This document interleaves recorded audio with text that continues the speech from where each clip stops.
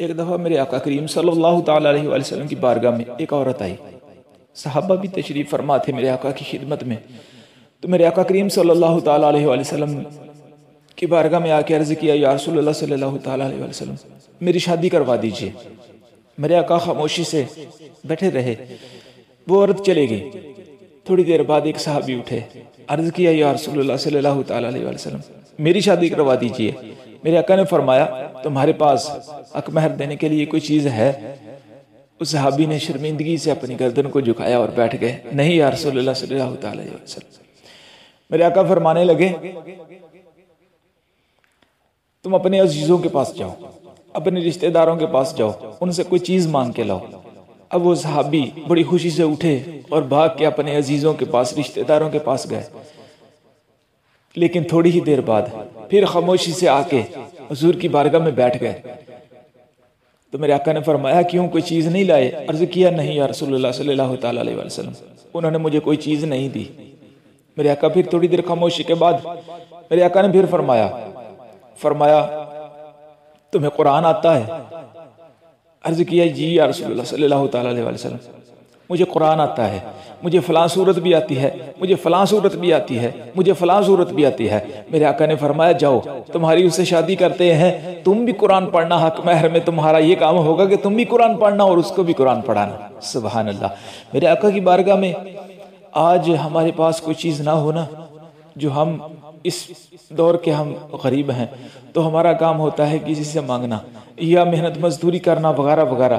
لیکن اس وقت جن کے پاس کچھ نہیں ہوتا تھا نا, تو وہ اپنے اللہ اور اپنے رسول کی خدمت میں بیٹھنے کو ہی غنیمت سمجھتے تھے. وہ ہر وقت اسی طاق میں رہتے تھے کہ میرے آقا کی بارگاہ میں کب میرے آقا کا دربار کھلے, میرے آقا تشریف فرما ہو اور کب ہم ان کی خدمت میں بیٹھیں جا کے.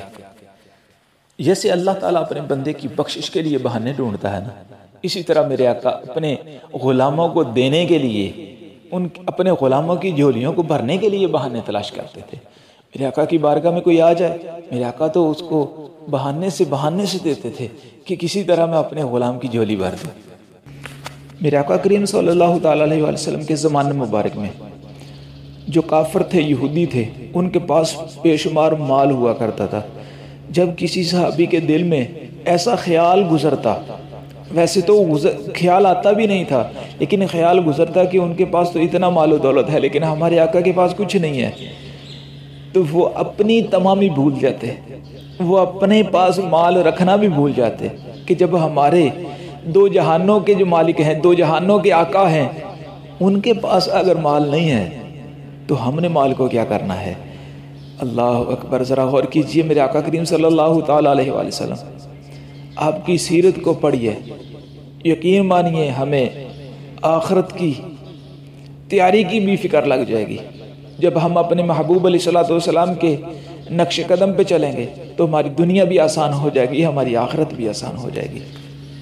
اور اگر ہم حضور علیہ الصلوۃ والسلام کی سیرت کو نہیں پڑھتے ہیں تو ہماری دنیا بھی مشکل ہے اور ہماری آخرت بھی مشکل ہے.